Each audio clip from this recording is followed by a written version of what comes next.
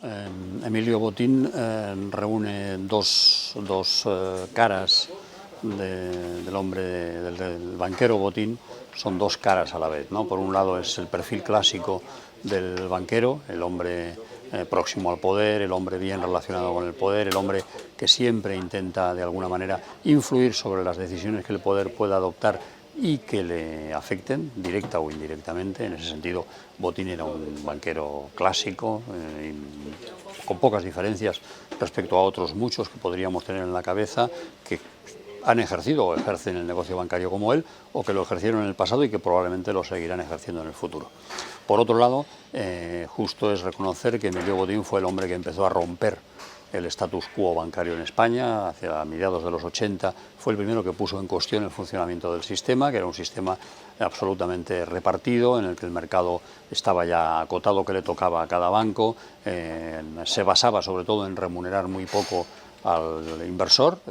no pagarle por sus depósitos, y la banca pues ofrecía créditos con un gran margen de beneficio. Emilio Botín, que en aquel momento presidía el banco más pequeño de todos los grandes, decidió romper eso con un producto que en aquel momento revolucionó el mercado, que se llamaron las supercuentas, y a partir de ahí desató una dinámica revolucionaria en el sistema financiero español que acabó transformando completamente el mapa. El Santander se convirtió en el primer banco, sobre todo absorbiendo gran parte de sus competidores, pero también ganando agresivamente cuota de mercado, y cuando los demás empezaban a intentar seguirle el paso, él ya dio el salto, empezó a invertir fuera, invirtió inicialmente en Latinoamérica, con algún susto, con alguna inversión no demasiado acertada, pero la estrategia general de crecimiento siguió hacia adelante, con éxitos notables, y cuando llega la crisis, el banco de Emilio Botín, el Banco Santander, es el primero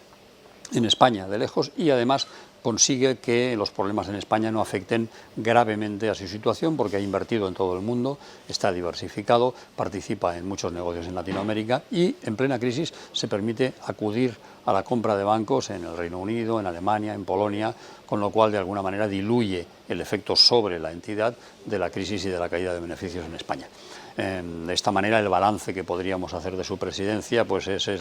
un hombre banquero, dedicado a dar créditos y sobre todo asegurarse de que los cobra, un hombre muy preocupado por influir sobre el poder, por tener cerca el poder y por utilizarlo en su propio beneficio, y al mismo tiempo un hombre que desde el punto de vista del negocio ha sabido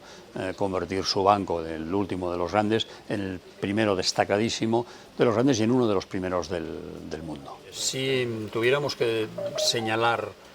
o hacer una referencia al momento en el que se produce el fallecimiento de Emilio Botín, tendríamos que decir que probablemente si él hubiera ocupado la presidencia durante mucho más tiempo, la sucesión en la figura de su hija, Ana Patricia Botín, que es la candidata más probable a sucederle, se habría complicado, porque en la medida en que el Banco de Santander se convierte en un banco mundial de alcance global y es objeto de escrutinio por parte de los mercados, es cada vez más difícil perpetuar la saga, la sucesión de un miembro de la familia en otro, que es lo que ha caracterizado al Banco de Santander. Siempre ha tenido un Botín al frente de la entidad. La sucesora, obviamente, Ana Patricia, forma parte de esta saga.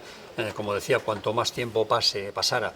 antes de esa sucesión, más difícil habría sido que los mercados aceptaran un poco esa elección a dedo, ¿no? El hecho de que se haya producido de esta forma súbita, acelerada o anticipada respecto a lo que estaba previsto, facilita ese relevo dentro de la saga familiar. Por lo tanto, lo más probable, la apuesta casi segura, es que Ana Patricia mantendrá a grandes rasgos las líneas de trabajo que había impuesto Emilio Botín, porque ha sido educada en esa línea, porque ha trabajado siempre bajo las órdenes de su padre y del equipo gestor que su padre colocó y confeccionó a lo largo de los años, y porque de alguna manera ella ha ido desempeñando funciones en diversas entidades, siempre bajo el atento escrutinio, bajo la atenta tutela de su padre. Por lo tanto, la apuesta más probable, más segura, será la de la continuidad. Queda obviamente la duda de si un personaje con la influencia y la sombra tan prominente de Emilio Botín puede encontrar continuidad a ese nivel. Este es un poco el reto que probablemente tendrá Ana Patricia delante en los próximos años, a partir de su nombramiento como nueva presidenta de Santander.